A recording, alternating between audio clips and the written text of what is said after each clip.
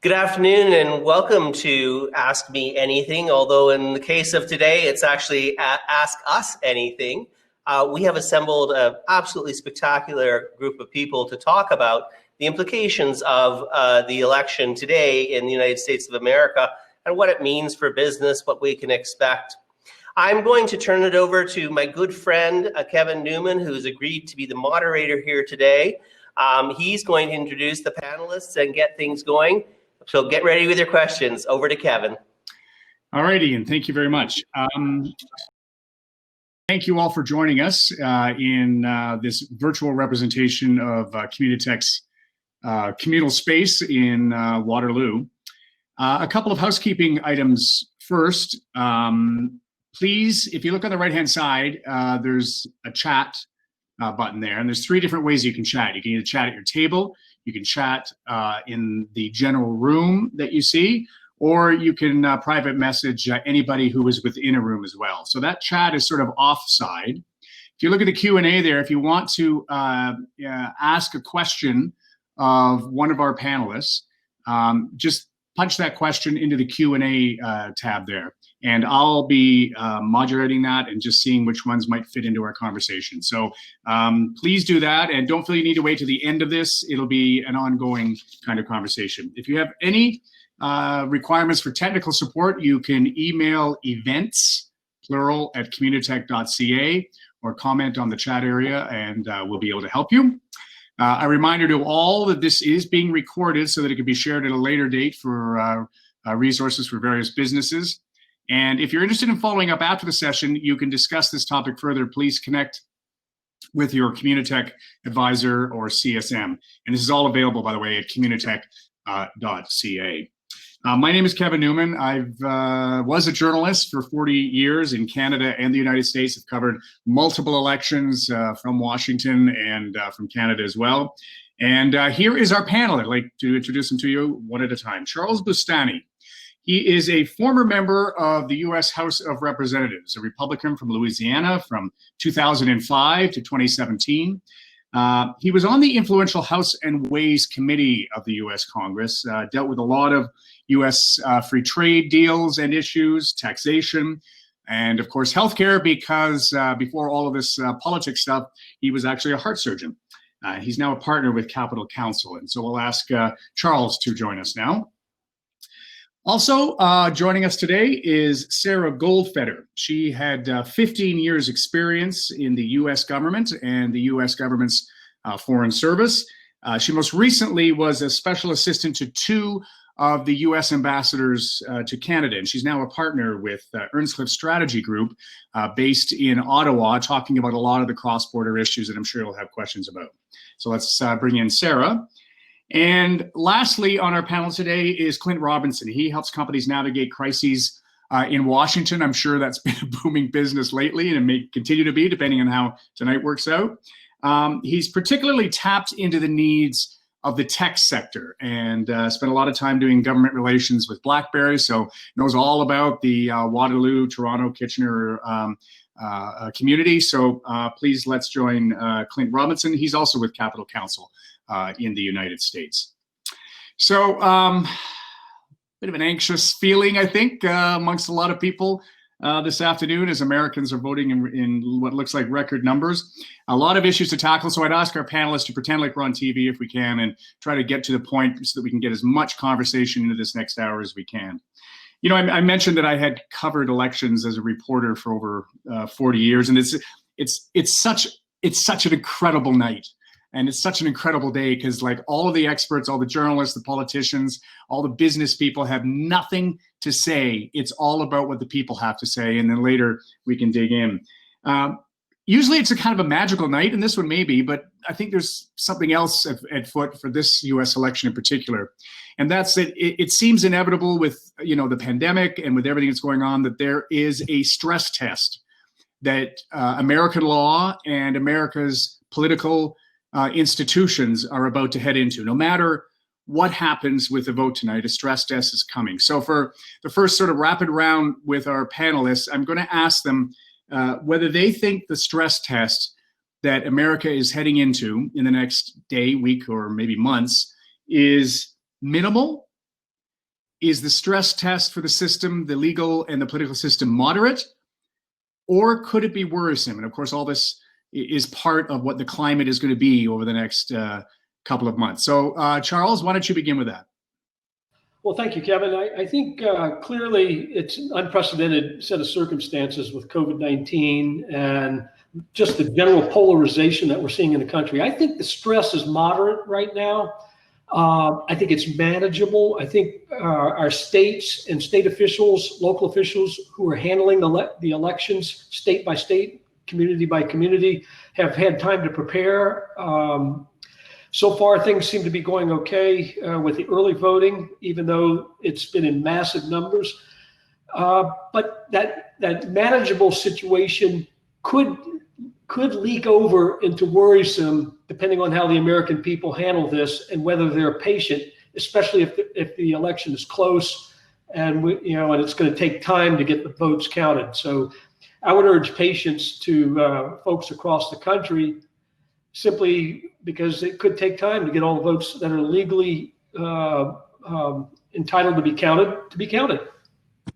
And I guess, Sarah, we'll see whether the current U.S. president will exercise some of that patience, or whether he might, try to declare his own victory tonight. How do you see the climate over the next? Is it worrisome? Is it manageable, or is it minimal? Well, I think the immediate is manageable. I think the election itself and the stress tests that will be the next few days are probably manageable within the states. And I think it is noteworthy, and we don't always remember this in Canada, where we have a federal elections Canada that oversees the electoral process. That doesn't exist in the United States. In the United States, the elections are managed state by state, and in many jurisdictions, decisions come down to municipalities and districts. And so it's important to remember that there's a real patchwork that has to be knitted together in the next 24 hours to days. And there's some key dates there that I think we're all going to be watching for. But I think that the immediate sense of the election is probably manageable, but I do think that there is a worrisome trend towards, and I'm going to use the term illiberal democracy, where I think we've always kind of believed in the United States, it's part of our, part of the experiment of the United States of America, that democracy is about, both the majority and the minority, and ensuring that minority rights are protected and that minority views are heard and honored. And an illiberal democracy is, kind of about whoever has the most toys wins. And so I think, there's a worrisome trend there, but I don't think that that's going to manifest itself in the next few weeks. I think that's a longer term concern. Okay, Clint, how long do you think we're going to have to be holding our breaths? Well, it depends on the particular race. In the extreme, we're going to be waiting several months for one, maybe two Senate races to be decided in the state of Georgia. Unquestionably, there will be a runoff for one of the races, and it's looking increasingly likely that there will be a runoff in the second race. In the state of Georgia, you need 50+1 to win an election, and there are third-party candidates in one. There's a third-party candidate in one, and two Republicans in the other.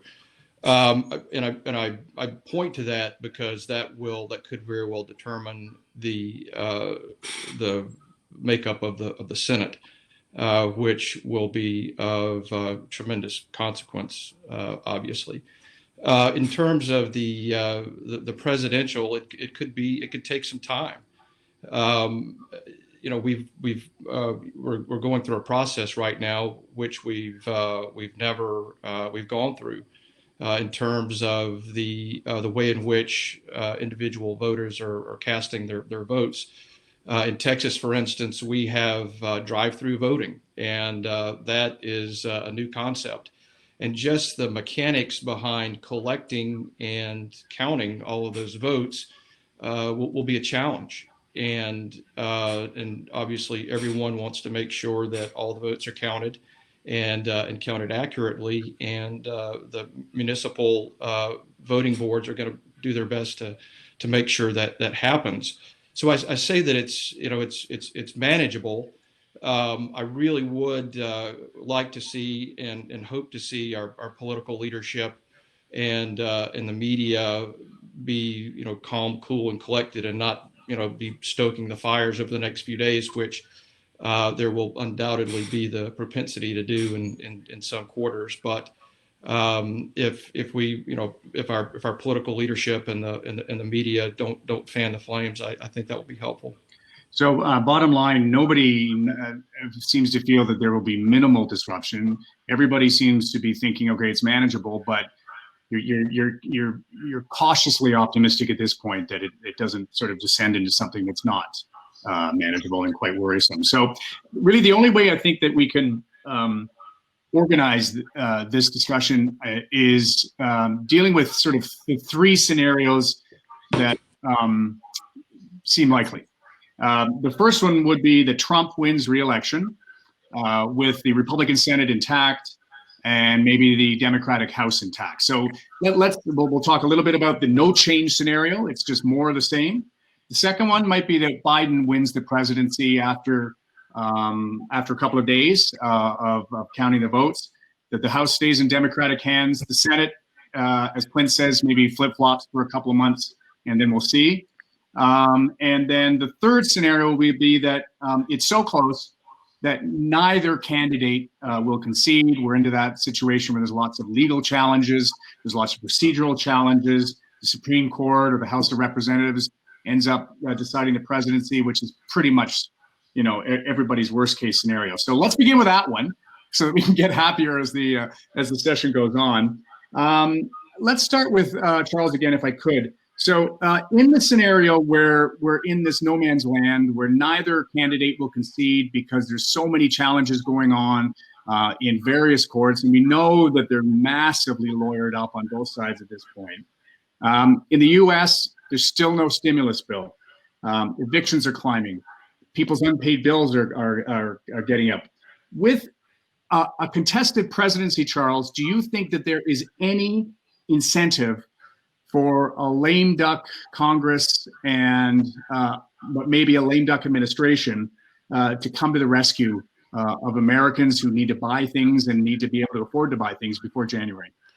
Well, I do think if things get really bad around the country, then there will be a growing incentive to do something.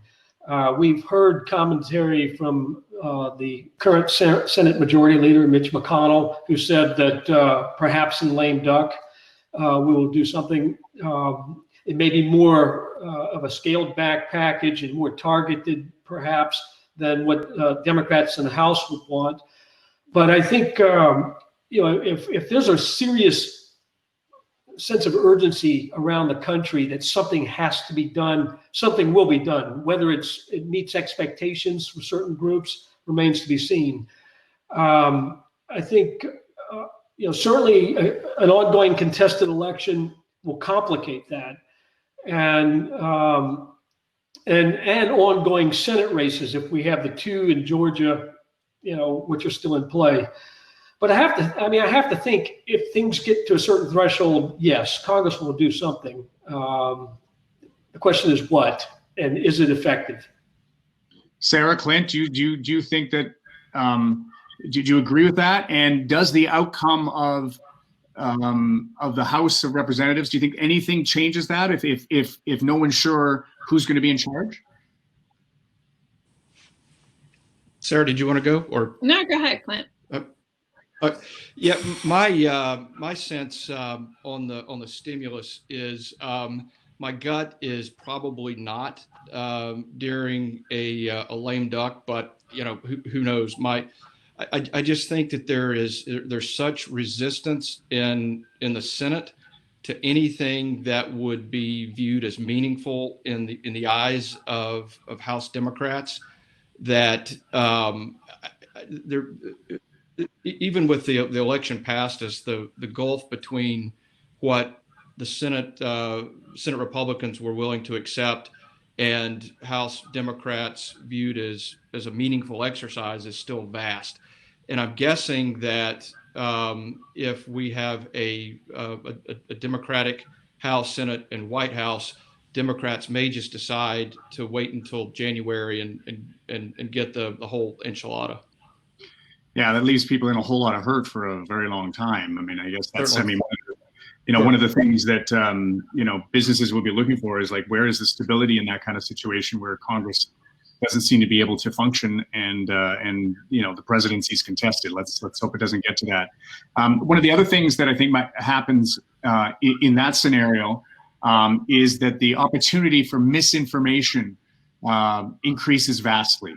There's 4 months of whoever wants to, dream up whatever scenarios they have to do that. And Sarah, I think, or maybe anyone else on our panel, we're going to see tonight, and we're already starting to see online in some of the social platforms, a lot more moderation that's been going on. People challenging even what the U.S. president is saying.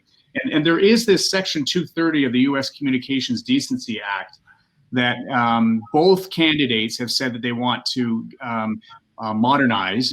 The Republicans want to have less moderation generally of the social platforms. The Democrats want to do more.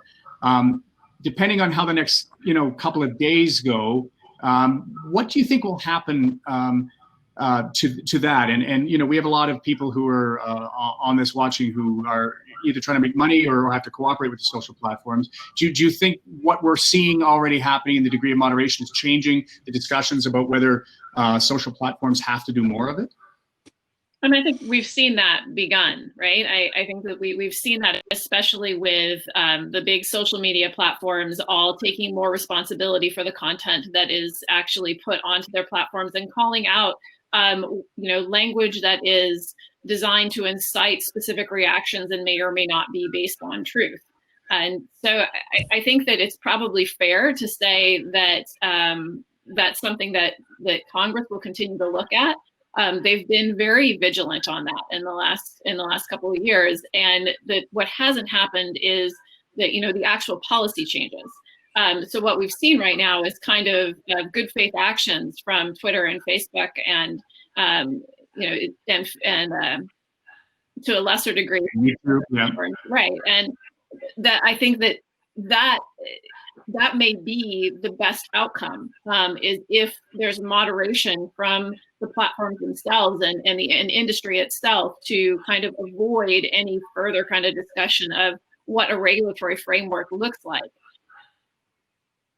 And then the other thing that I think might be interesting to watch tonight is, there's all these propositions, and for Canadian people watching, we don't really add propositions to our ballots. These are questions that can have a profound influence. There's a lot of marijuana legalization propositions that are on that have been on the ballot the last couple of years. But there's one in California, Proposition 22, that I think is kind of interesting because it seeks to determine that Uber drivers and other members of the gig economy are not employees and therefore require all kinds of health benefits and the benefits of employees, which is what the California state government is trying to bring in. But the proposition says, no, they're in fact not that they are contract workers. How important will the outcome of that Proposition 22 in California be, do you think, to the industry as a whole, as whether or not it's a trendsetter? Anybody want to weigh in on that? Well, I think that proposition, depending on which way it goes, is certainly going to be very consequential in my mind. You're talking about a very big state and a broad classification of employees, and if that broad classification basically is determined to be that they have to be employees with benefits and so forth, that changes a big part of our growing economy, whether it's Uber or Lyft or other types of business models. So it will be consequential. And it's one thing for a small state to do something like that. I think even a small state, it would set some precedent, but for California to set that kind of precedent would be significant in my mind on a number of levels. First off, within the state of California, and then does it lead to a sort of a cascade among other states, or does it trigger a federal response with Congress? Those are considerations to think about going forward. So I think it will be consequential one way or another. We have a question in the same area of misinformation and potential for cyber attacks. If this is a close race and foreign actors or other people want to try to mess things up even more. The question from the room is, the trend for increased corporate security initiatives, that cyber online threat investigations or whatever, has been happening irrespective of the US election. But this issue has definitely created a burst in the area during the very long political US season. Clint, what do you think? Do you think it's going to go back to normal growth for the cybersecurity sector if things begin to calm down, if not immediately, then at least in 4 months? Or is this permanent now? Oh, I think it's absolutely permanent, and I think we'll see an acceleration regardless of what interference in the elections happen or don't happen. Just the evolution of the technology and the tactics of our adversaries will necessitate that we continue to improve on our ability to defend against it. I'll give a shout out to a great communitech company, Icera, which is developing quantum safe encryption, which will be a very important part of our nation's cybersecurity strategy going forward. And that's just really one example where we will need to be vigilant and in fact continue to ramp things up. Another question from the room. I mean, we've talked about sort of we're in the section, and this will transition us nicely out of it, of a contested election, neither presidential candidate conceding that they have lost this. So many things to worry about right now. What's going well? What institutions are quietly doing their jobs? I might say that the voting public are quietly doing their jobs. They're making sure that their votes are being heard. Sarah, what do you think so far is going well that people can take some hope if it is a contested election? Well, I think it's been a really challenging period of time since COVID kind of came on the scene in North America in late February, early March, and I think a lot of the states and municipalities have really stepped up to take on a leadership role, and I think you've seen that really in the last 4 years in general, and I would argue probably even farther back than that there has been a creation of kind of a city-state infrastructure where municipalities are speaking to municipalities and are making governance issues at the municipal level that are creating interesting constructs within the US society. So I think there's even beyond the fact that I think the vast majority of departments in the United States are quietly doing their jobs well. The bureaucracy in the United States is pretty resilient. And so I think there's probably a lot that you could list there, but I think a special highlight to the municipalities and the state governments. Okay, so how much of this, and this is the sort of concern about instability going forward, how much of this do you think impacts on business confidence and in venture capitalists' confidence, assuming there is this roiling, much as we saw in 2000, where it's like nothing is being talked about except this. Charles, what do you anticipate is the best advice to anybody thinking that, how do we make money through this? An uncontested or a contested election outcome, and particularly if it gets very chaotic and protracted, I think it's going to have a significant impact on business confidence. If you think about this in very basic terms, the world is really watching the American election because it, in a sense, in a very strong sense, this is really emblematic of our democracy, of a major country in the world that has major influence, and how we conduct ourselves through this will have major import, in my opinion. So I do think there is concern. Now, Sarah's right about a number of elements in our society that are working. You mentioned voters who are showing up. Sarah mentioned state and local governments, which I think are doing a terrific job given the dire circumstances they find themselves in. So that shows the resilience within our country in a sense. The healthcare system has performed magnificently under tremendous duress through all of this. Both the mental health stress, but the difficulty in getting supplies and so forth, the personnel, the long hours. So I think there's a reservoir of American resilience that's out there, and it's my hope that if we do get into a protracted situation at the political level with the election, that those elements will provide some element of certainty and stability and assurance to the business world, hey, that we're going to get through this. And then I would hope that at the federal level, people, responsible voices, especially in the Congress, and even more particularly in the Senate, among those who are not up for re-election, will stand up and show some leadership. But I think business is obviously very, very sensitive to instability, uncertainty, or rising uncertainty, and that will certainly be reflected in what happens at this broader level politically. But I do think at the local level, Sarah's absolutely right. I think governors have done a terrific job for the most part, mayors and so forth. But there's a risk of rising uncertainty, and business doesn't like that added uncertainty beyond the norms. Okay, so let's leave the uncertain one behind then, the scenario, and let's go to the Trump wins re-election status quo scenario. Largely, I mean, there might be some changes, but the Congress remains as it was with a Democratic majority in the House and a Republican minority in the Senate.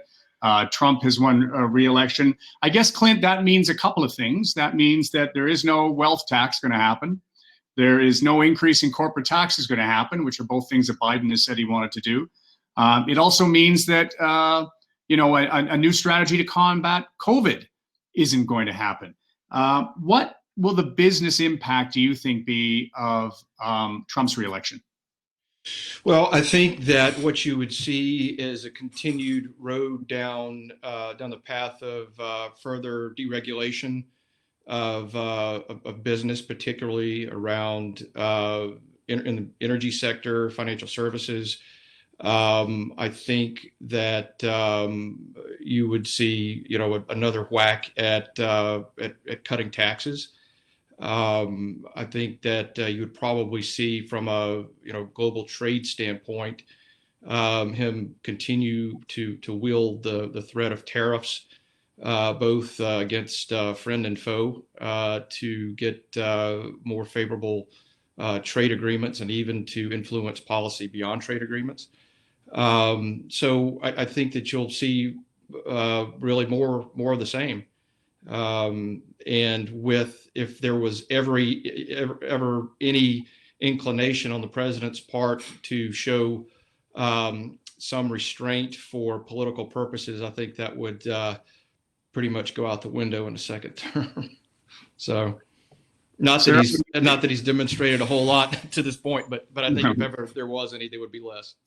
Well, but we do have we do have this raging wildfire of COVID currently too. I think BRICS, the coronavirus task force chairwoman, warned the White House, according to the New York Times, just yesterday that it's entering into a death phase now.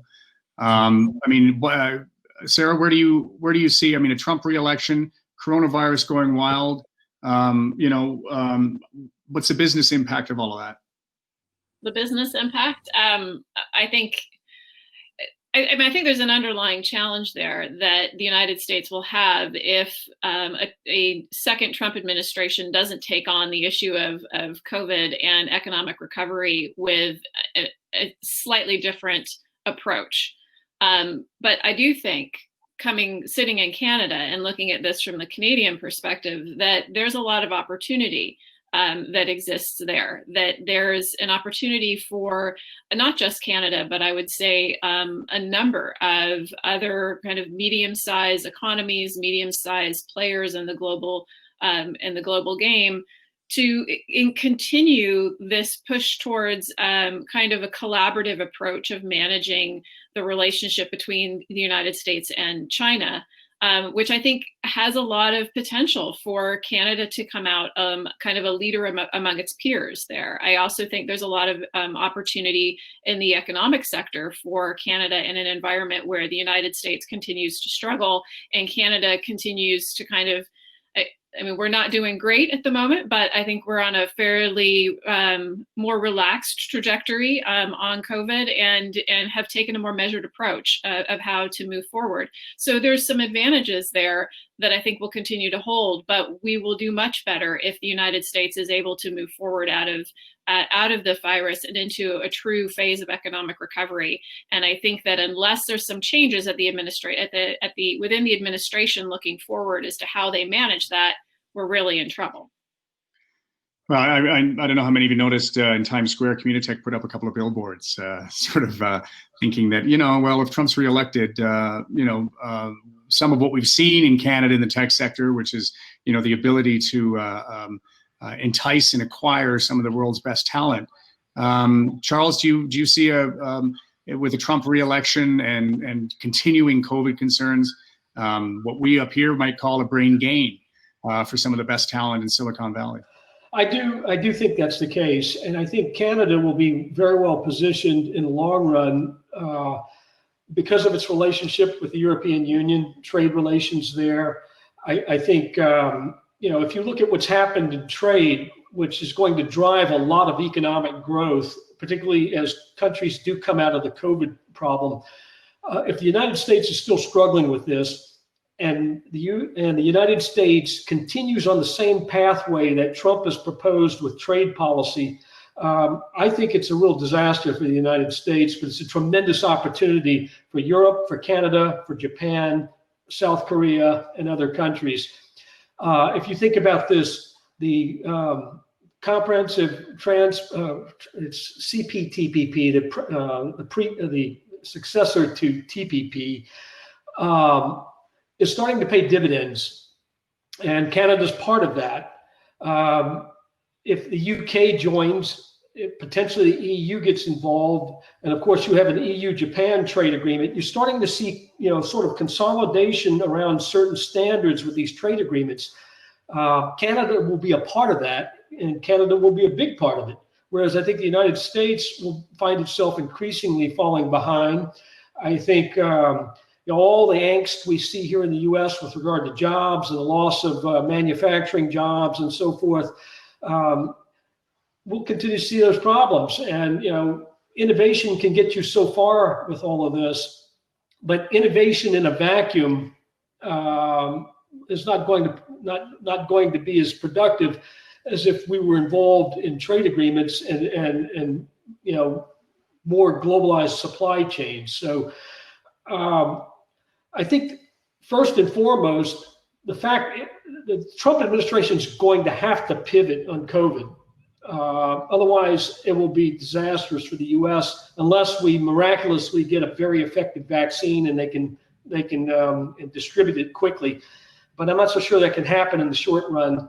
But I think other countries are performing better for the most part in dealing with COVID. And even with this new resurgence of disease, I think they're slated to come out of it faster than a Trump administration would lead the U.S. into. So I think it's problematic for the U.S. in the long run, and clearly an opportunity for Canada, including the brain drain aspect of this as well. Yeah, well, but then you have the other side, I guess, as well, in that, if COVID is still on fire and Trump, isn't able to, tackle it in a more effective way, there are a lot of Canadian companies with salespeople that don't want to visit the U.S. Currently, which brings up the issue, I guess, of the border. Clint, the border is so important to our bilateral relationship. If Trump is reelected and there's more of the same, any guesses on when that Canada-U.S. border opens up again? It would be tough to make a guess at that because it does keep getting bumped further and further and further as Canada sees what's going on in the U.S. There's, I think, more and more reticence to aggressively move to open the border. My sense is that if the United States is going to, as Charles was saying, going to have to pivot, whether that it comes in the form of the current administration taking a different approach to combating COVID, or an incoming Biden administration putting in place the plan that the Vice President Biden has articulated. It's going to have to take some demonstration on the part of the United States that it is moving more aggressively to attack COVID, I think, before the Canadian government gains the confidence that it needs to move forward with opening the border. My sense is that Canadians are seeing what's going on in the U.S. and the way in which the U.S. government is dealing with COVID or not dealing with it, and their enthusiasm is tamped down in terms of reopening the border.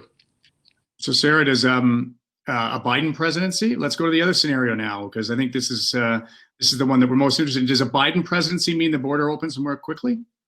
It depends on how the Biden administration handles COVID. And I think that at the moment, the trajectory is such that it's going to be really hard to turn around. And until the numbers of transmission decrease significantly in the United States and in Canada, I don't think that border opens. But what I do think is that we start to talk, and you've already seen this in Canada with the announcement in Calgary last week, where you do see this kind of change of footing of how do we make travel possible in a world where COVID continues to be rampant and it continues to be present.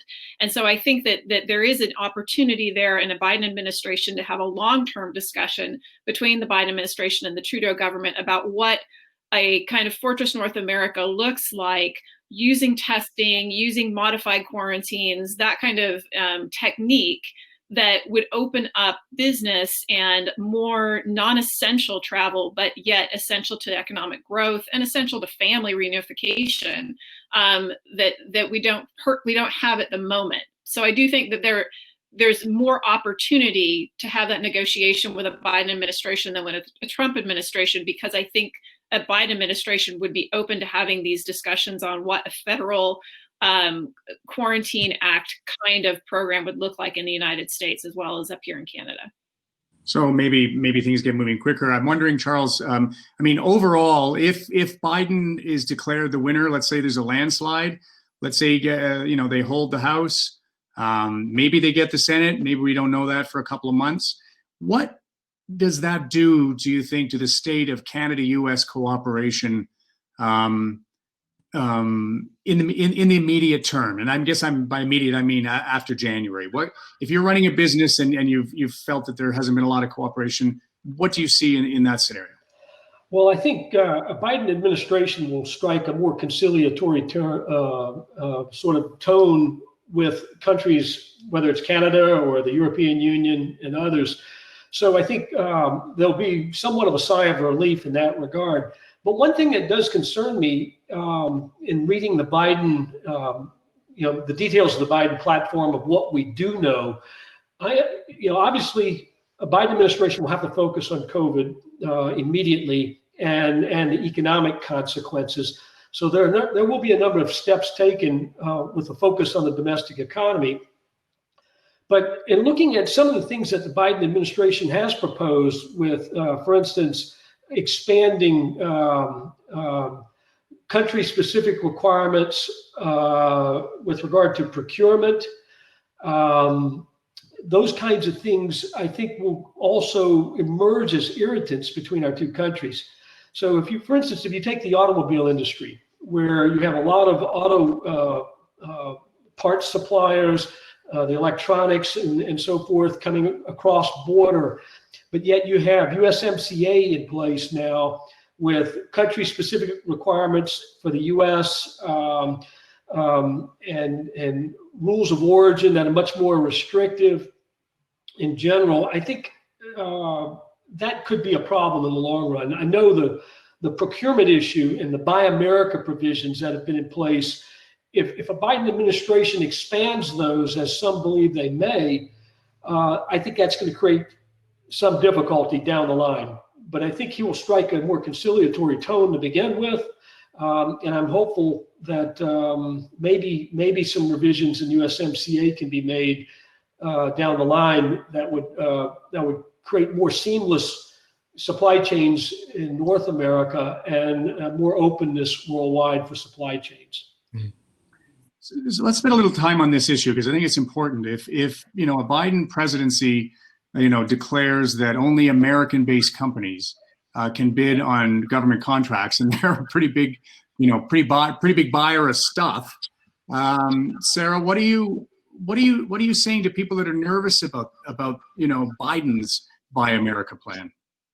I think they should be.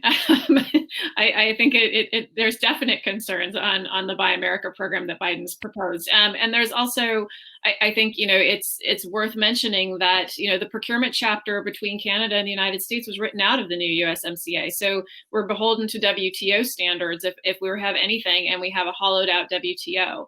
So I guess what gives me hope with the Biden administration on trade would be their willingness to address the issues that exist with the WTO and be a kind of a willing player on the global playing field again, not take on things. I mean, one of the things I think has been really interesting is how the United States has taken on China by itself in the Trump administration, whereas we looked for allies previously, and not just in the previous administration, but in ones before. As we looked for kind of having a group of us going against China, not just one, not just on our own. And so I think that there may be more collaboration on the global trade stage Biden administration that may lessen some of the effects of the Biden procurement program. And I also think there is a fair amount of campaign language in that Buy America procurement program, and that we would probably see it tempered down a bit in actual implementation. Clint, do you agree? Yes, I do, and I will share the concern expressed here about what Vice President Biden is proposing with regard to Buy American. He seems to he's actually been quite critical of the Trump administration's lack of enforcement or lack of vigor in enforcement of the Buy American provision. So. He points out that 30% of our government contracts have been awarded to foreign companies, and 12% of DoD contracts have been awarded to foreign companies during the Trump administration. So that's very concerning. He also talks about looking at the exceptions or loopholes that allow circumvention of Buy American. And in my mind, that means the trade agreements that are in place that allow countries like Canada to have the impact of Buy American mitigated to some extent. So it sounds like all of you believe that like a Biden presidency, may present different challenges, but definitely challenges on trade to the U.S.-Canada relationship. And I guess the other thing he said is he wants to get right back into the Trans-Pacific Partnership as well. One of the, I guess one of the things that Canada has been able to tell the world, why don't you come set up a business in Canada? Why don't you, come deal with our companies? Because we have all these free trade agreements with just about everybody, and except the UK right now, but that'll probably change. If Biden, Charles, is back in, he seems to want to come back to the Paris Accords, wants to come back into trade. Does Canada lose some of their competitive advantage that not being Trump's America gave it? It depends, but I think Canada has momentum as a result of all this. And I think the question is, how does Canada use that momentum and the positioning it's achieved, by virtue of these trade agreements. My big concern with the Biden administration is he's going to have, provided he's dealing with a Democratic House, which we feel certain that will be the case, And whether the Senate goes Republican or Democrat, it will still be by a slim margin. So it will be difficult to get legislation through the Senate either way. But the difficulty the Biden administration will have is appeasing the far left progressives with the more business-friendly Democrats and striking the right balance in all of that. Now, I think he's capable of doing it. I think he's going to bring the right kind of cabinet into place to manage it, but it will still be a challenge. And my fear is that the problems that poses politically could potentially paralyze a Biden administration from taking a more aggressive stance on trade policy. Easily, I see them going back into the Paris Accord, the Climate Accord. It's the right thing to do. I think they will probably go back into the Iran nuclear agreement, which will ease some of the pressure with our European partners, cut back on some of those secondary sanctions and that kind of thing. But I do think this political divide within the Democratic Party is going to continue to create some difficulties for Biden administration to govern. And lastly, if Republicans do retain the Senate, first order of business for the Senate Majority Leader, Mitch McConnell, will be to defeat Biden in 4 years, but in the short run, to regain the Senate majority in the midterms. That will be his top priority. It will not be cooperating with the Biden administration. And the only cooperation that McConnell would ever offer would be if it's purely in the interest of Republicans in the Senate. So you need to keep, I think the business community, the Canadian government needs to keep that in mind with a Republican Senate. That's basically how McConnell operates. Sarah or Clint, I think one of the ways, I mean, it used to be that, Canadian foreign diplomats would say, the relationship that you have with Congress and with specific senators and congressmen and women is almost more important to Canada's strategic trade interests in the relationship that we have than that with the president. I think during the Trump years, knowing the president's daughter, I think, was sort of where we put our eggs in that basket to try to get things through. When you look at a Biden presidency and some of the things that Charles has done, and Sarah, I'll start with you, I guess. What's the best avenue for a company in Canada to assume will get the results that are in their interests? Well, I think one of the pieces of advice that the Trudeau government received early on in dealing with the Trump administration and with the United States government in general was you need to have Americans carry your water. That Canadians going down to Washington, Canadians going into congressional delegations is not going to get the job done. You need to show these elected officials what their constituency needs and why they need Canada. And so I think that that's still very true. And the embassy that Canada has in Washington, D.C. is huge. It's so focused on legislative affairs, and rightly so, that it's done Canada a great service because it hasn't focused on the relationships within the department, which is something that I think diplomats do to their detriment quite frequently. As we sit around, we talk to each other, and we talk to our colleagues in the foreign governments, but we're not really investing in the most purest form of that democracy that the United States has. And that's really the House of Representatives. That's the most direct branch that we've got. And that's the one really, especially on trade policy, that matters the most. And so I think that the Trudeau government during this last 4 years has taken that to heart. And I think that they'll probably continue on that tactic for the time being. Clint, I saw you shaking your head. I was just agreeing. Yeah, absolutely. I think that there are multiple avenues for Canadian companies to have their voices heard. The House of Representatives, certainly the Senate, the administration, and I would echo Sarah's comments with regard to the Canadian Embassy in the U.S. They do a fantastic job there, and we work with them very closely, and they are, they have a large chunk of that embassy that is single-mindedly focused on assisting Canadian businesses. So it really is, a multi-pronged approach there.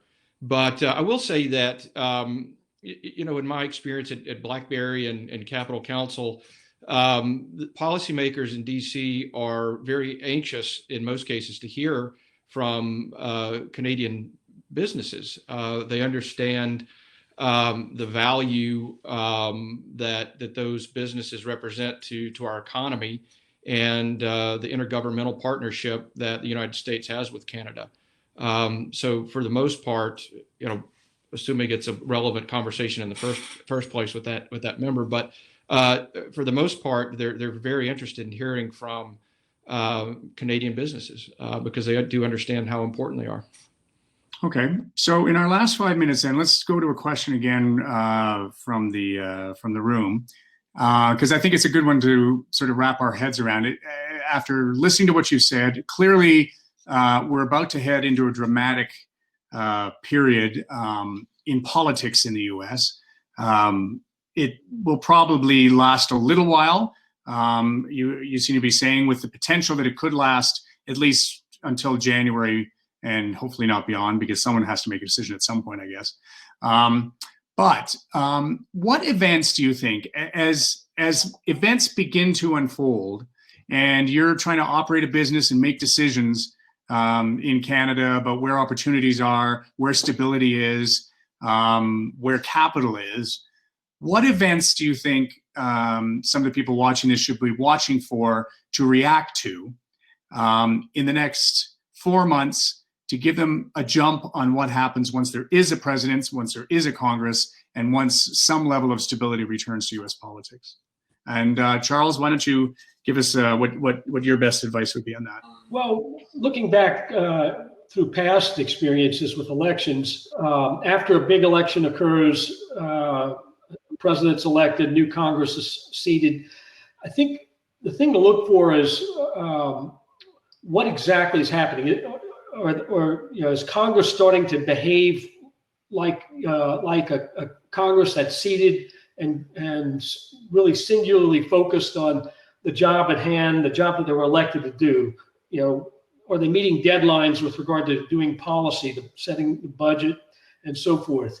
Are they meeting deadlines with organizing in anticipation of being able to hit the ground running once they're all sworn in and so forth?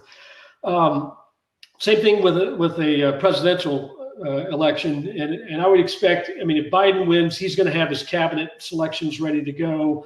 The question is what happens in timing with regard to getting those people confirmed and in place to start work.